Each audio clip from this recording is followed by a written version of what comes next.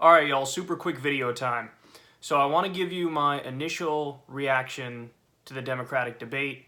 Also, we have a little bit of breaking news. First, let me get to the breaking news. Alexandria Ocasio-Cortez will officially endorse Bernie Sanders. So that's pretty cool. I think a lot of us expected this to happen, and really the question was why she decided to wait so long. You got to remember, Alexandria Ocasio-Cortez is a Justice Democrat. She ran with the Justice Democrats. The whole idea of Justice Democrats is, at least in part, based off of Bernie Sanders' philosophy. We wanted more Bernie Sanders-style politicians to be in Washington, D.C. So as a co-founder of Justice Democrats, that was the whole idea behind it. So if Bernie runs again, yeah, it's like, well, he's by far and away the best candidate, so what are all of you waiting for? So we'll see, if Ilhan Omar does it, if Rashida Tlaib does it. I don't know if they will. I would guess that they do that, but it's just really cool that it's happening now. What's really interesting, and this is a point that other people have made, is it's almost like it happened at the exact time that political advisors would tell her, hey, this isn't a smart thing to do. Why? Because Bernie had just had the heart attack, so in traditional media, his stock's going down, but you got to remember, Justice Democrats is a different kind of organization, and we run people who actually care about the issues. Now, I'm no longer with Justice Democrats, but that doesn't matter. The founding ideology is the most important thing, and we weren't just trying to be regular politicians. There's no few layers removed, layers deep calculation. What you see is what you get. So she's endorsing him because his policies are just that superior. Now, if you want to ask me my speculation, I honestly believe that maybe this has something to do with the fact that it just became utterly clear. If you were skeptical before, it became utterly clear this week that, in fact, Elizabeth Warren is not going to fight for Medicare for all like Bernie Sanders will fight for Medicare for all. Also, Bernie had released, there were 2 or 3 different announcements on certain policies that Bernie Sanders is pushing for. And, worker-owned co-ops, for example, a specific plan on that, a specific plan on corruption that goes above and beyond anybody else, and that also may have, tipped her in the direction of Bernie Sanders. So it's awesome.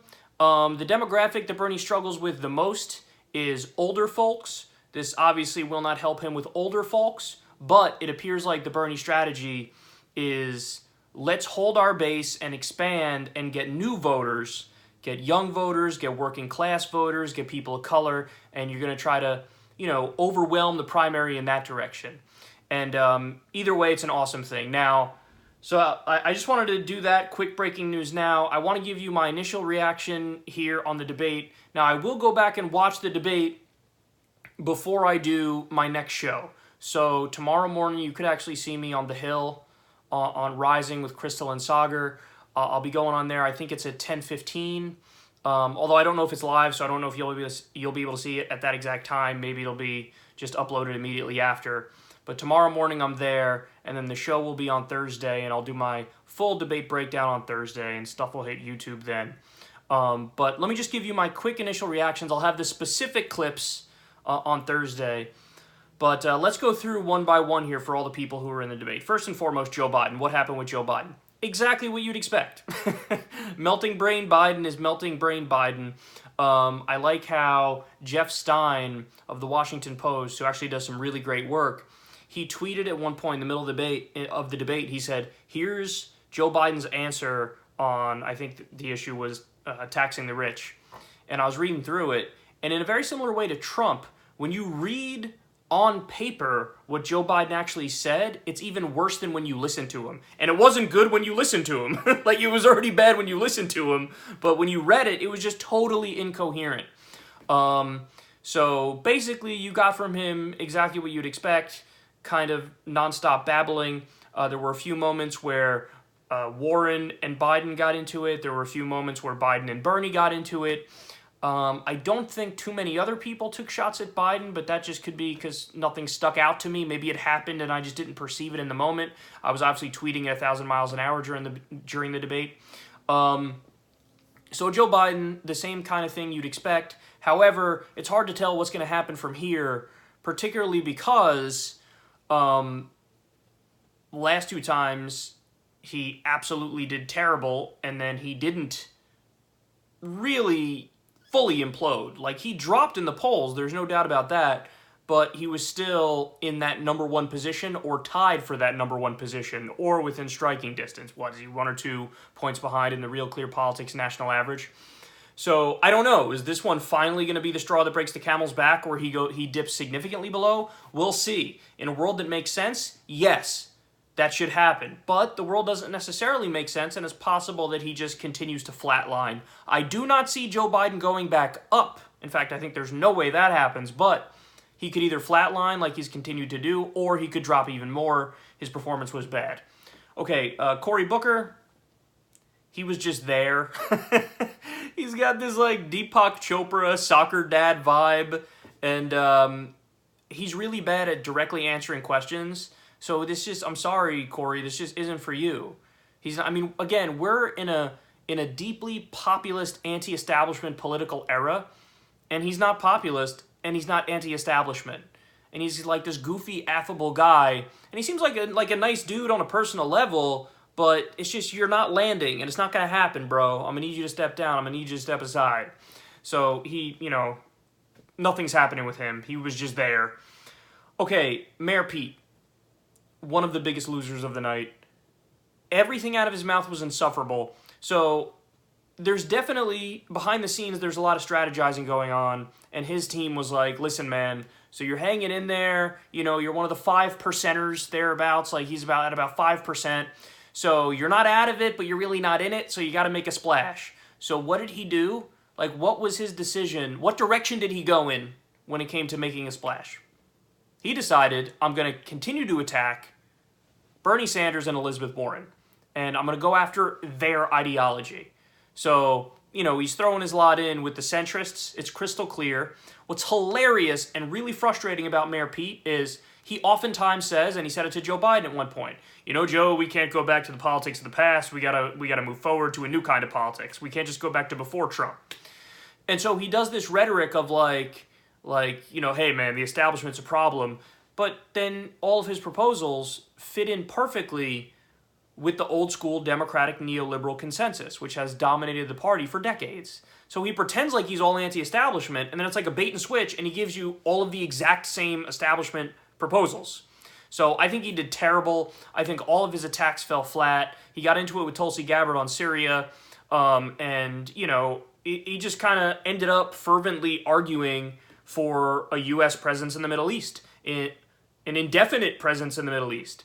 And I'm sorry, but even though you could, talk about what happened to the Kurds being terrible and oh my God, are there ways to ameliorate this? You cannot just flat out take a pro-U.S. intervention position because on principle it's bad, but also it's terrible politics. And also it's illegal under U.S. law and international law, and that's never brought up. But these are all things like, it's not like the American people overnight decided like, we care so deeply about the Peshmerga and we really wish that you would send troops back there. No. All of these interventions pull super low. So if you're going to take a hardcore stand on that side of the issue, you're just owning yourself.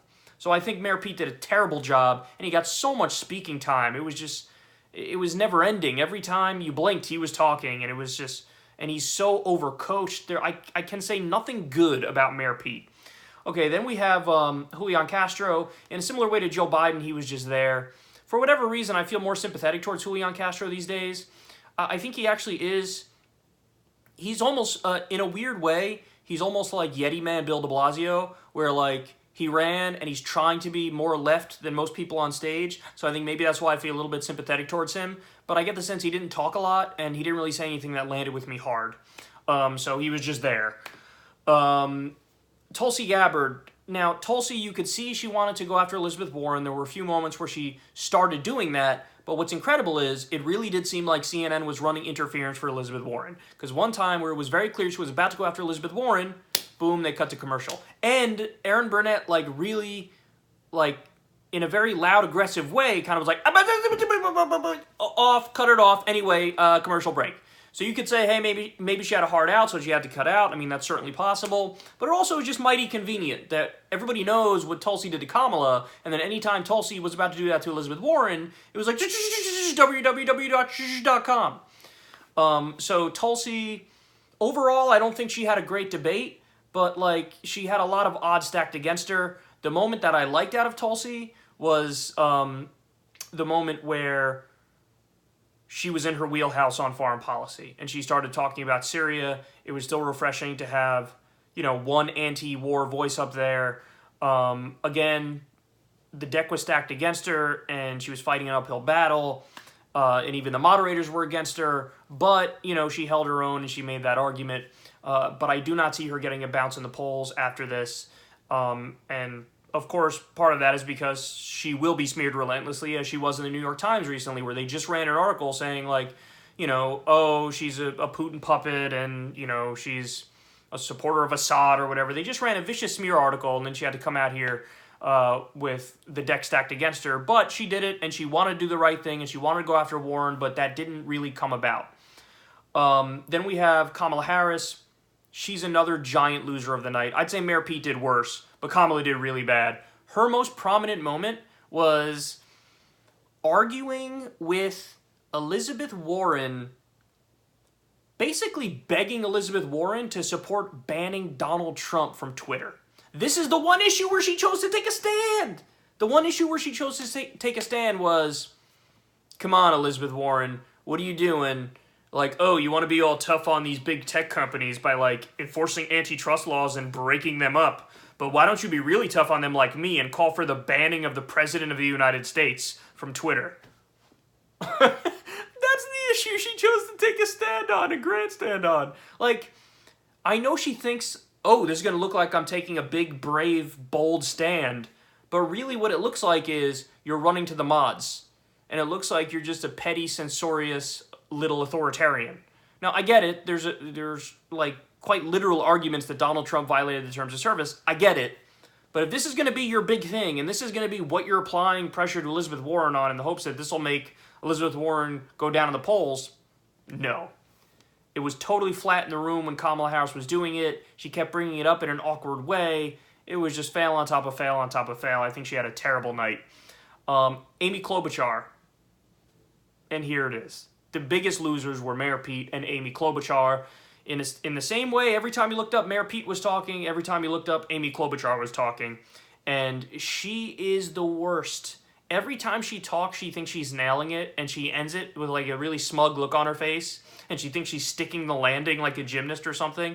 But it was nonstop conventional wisdom, nonstop centrist corporatism, talking about how much she loves John McCain at the end. To be fair, it wasn't a question about, who's a weird friend you've had. A terrible question from CNN. That was another big loser in the night, by the way. CNN did a horrific job. How many times are they going to ask the question, are you going to pay for Medicare for all? It's going to be expensive. I'm going to pay for that. I'm going to pay for that. Medicare for all. Medicare for all. I'm going to pay for it. I'm going to pay for it.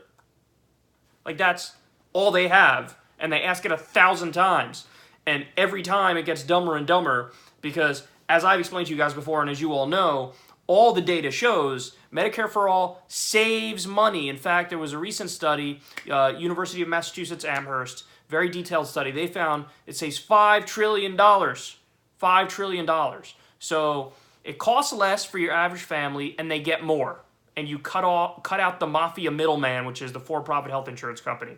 Stupid question. CNN failures all day long. But Amy Klobuchar and Mayor Pete, those were the two that really bugged me the most all night.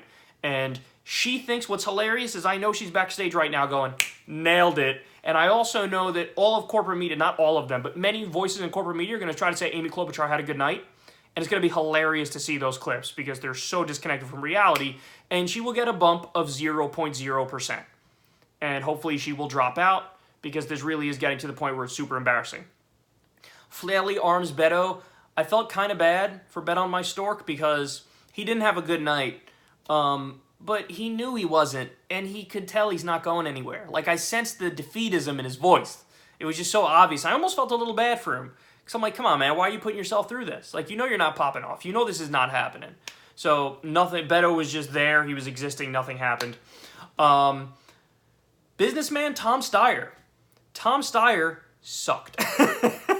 You remember, he's a billionaire who basically weaseled his way, bought his way on the stage by lying to everybody, saying he's all about impeachment and getting their email, and then spamming them with the email when he runs for president and says, hey, donate me $1 so I can get on stage. So he weaseled his way on stage. He got on stage, standard political nonsense, standard warmed-over anti-Trump talking points. There's no there. He spoke for like 5 minutes, and I really thought halfway through he took a nap on a pile of his money next to the podium. It was just so... He's so useless, it's amazing he was even on stage. Elizabeth Warren, she had a couple good moments, but, you know, most of the night, what she said wasn't landing with me. Now, maybe that's because I'm biased against her, and I know she surged in the polls a little bit, and I, of course, support Bernie Sanders, as I let all you guys know. But, I don't know, I'm trying as hard as I can to view this objectively and put aside my bias. To me, most of the night she fell flat. Again, she had her moments, but I don't think she did as good of a job as she's done in some previous debates. Andrew Yang. Andrew Yang did an okay job in the debate, but there were so many moments where he said stuff that I don't agree with, and it just annoyed me. Like when he was arguing against a wealth tax, and he tried to take Bernie on the idea of a federal jobs guarantee. Here's the thing. I don't even think I support a federal jobs guarantee, but the way in which Yang disagreed with Bernie... I was like, no, I'm not having it. I didn't like the way that back and forth went. So he did okay in some spots, but even for him, mostly he fell flat. And then who else am I missing? Well, there's the one. That's right. The last one left is Bernie Sanders. Bernie Sanders, listen, he didn't get to speak much all night, man. He really didn't. I'm sorry. They were ignoring him on purpose. CNN was ignoring him on purpose, and they quite literally went over 30 minutes without asking him a question. Then they went back to him and asked him a question. And you know what that question was? You had a heart attack. Why should anybody vote for you? Come on, man. See, this is why when, you know, Trump calls you fake news, it lands. And this is why your approval rating is at an all-time low. And people do not trust mainstream news. It's not just that, you know... Because every time Trump does it a lot of times and it's total BS. He's just trying to protect his own butt. Like, he will call accurate stories fake news. But point is, among the American public, yeah, people don't like you because there's stuff you do that pisses off everybody.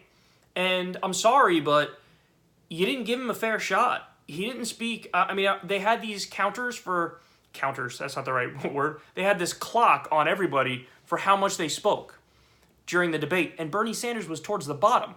Now, by the way, he sounded really healthy and he looked very healthy. He looked healthier than he's looked in the past debates. So it's not him. It was the moderators. It was the lack of questions. So he did well with the time he was given, but he wasn't given much time. And I think that was on purpose. But again, having said all that, I think he did better than everybody else. Now, again, maybe I'm biased. Maybe it's because I like him and I can't take off those glasses. But I'm giving you guys my honest opinion. I think he did the best with the little time that he had. And because nobody else really stood out, I think that's good. It's not like we could say, oh, you know, Bernie did well, but it wasn't a great night. But that's concerning because person X did really well. No, I don't think anybody really had a massive standout night. So... I don't know. This is one of those debates where I don't know how it will affect the polls, but I wouldn't be surprised if it just didn't affect the polls much at all. So, am I crazy? I have no idea. All I can tell you is who I think the big winner is Bernie Sanders, even though, again, he didn't have much time to talk. And I think that the biggest losers were Mayor Pete, Amy Klobuchar, and then directly behind them, probably Kamala Harris. But... Anyway, those are my initial thoughts. I will have more specific thoughts and more specific clips for you on the next show, but check me out tomorrow morning on Rising. I'm sure we'll be talking about the debate as well. And keep the really good news in mind, which is, of course, that Alexandria Ocasio-Cortez has or will officially endorse Bernie Sanders, which is awesome.